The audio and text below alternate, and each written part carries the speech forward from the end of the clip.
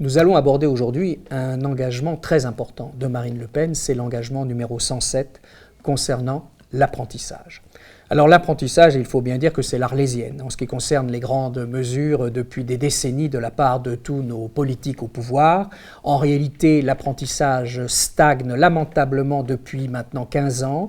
On est à 400 000 alors qu'on est parfois monté à 450 000. Et dans le même temps, en Allemagne, il y a 4 fois plus d'apprentis. Il y a la moitié des pays européens où l'apprentissage est beaucoup plus puissant qu'en France. Or, le principe de l'alternance, c'est-à-dire en quelque sorte que des jeunes soient formés à 50% en milieu académique et à 50% dans une entreprise, est absolument fondamental pour déboucher sur de vrais emplois, des vrais emplois pour ceux qui en bénéficient et des vrais emplois pour les entreprises qui en ont besoin. Parce qu'à partir du moment où on a un apprenti, c'est qu'il y a déjà un besoin dans l'entreprise et au moins dans la filière. Alors, de passer certainement de 400 000 à probablement 600 000 apprentis, ça pourrait être l'objectif du quinquennat de Marine Le Pen, c'est fondamental. Mais là, il faut en prendre les moyens. Il faut en particulier comprendre que les entreprises qui forment ne peuvent pas se contenter de petites subventions grotesques. Il faut certainement multiplier par 3 ou 4 la dotation aux entreprises formatrices. Et dans le même temps, c'est fondamental, il faut que l'apprentissage soit de plus en plus sous la houlette des branches professionnelles. Alors c'est déjà le cas en partie, mais nous souhaiterons que l'apprentissage se passe totalement dans le cadre du fonctionnement des branches professionnelles. Mais pour cela, il faut vraiment accélérer la réforme des branches professionnelles. Nous avons en France 700 branches professionnelles, dont 200 pratiquement ne fonctionnent plus et sont moribondes. Il y en a qui sont redondantes.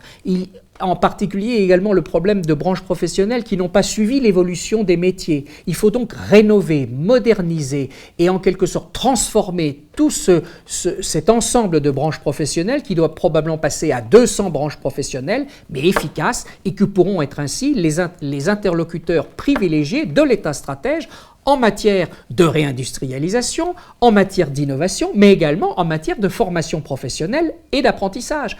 C'est évidemment aux branches professionnelles à définir les contenus de la formation professionnelle et de l'apprentissage.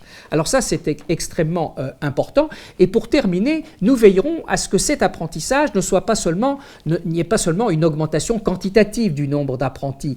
Il faut que les hauts niveaux de qualification en France soient également issus en partie de l'apprentissage. En Allemagne, par exemple, ou en Autriche, ou en Suisse, eh bien, les ingénieurs sont principalement issus de l'apprentissage. Le jour où les hauts niveaux de qualification viendront de l'apprentissage, et c'est notre souhait, et c'est ce que Marine Le Pen voudra réaliser lors de son futur quinquennat, eh bien, lorsque les hauts niveaux de qualification viendront à 30 ou 40% sont issus de l'apprentissage, c'est que véritablement l'apprentissage aura ses lettres de noblesse. Et à ce moment-là, il est évident que ce sera une solution au chômage, mais ce sera aussi une solution pour qu'enfin les entreprises qui manquent parfois de personnel qualifié puissent enfin recruter de manière sereine, et tout cela permettra de réveiller la France industrielle, la France innovante, qui est encore une fois un des grands objectifs de Marine Le Pen.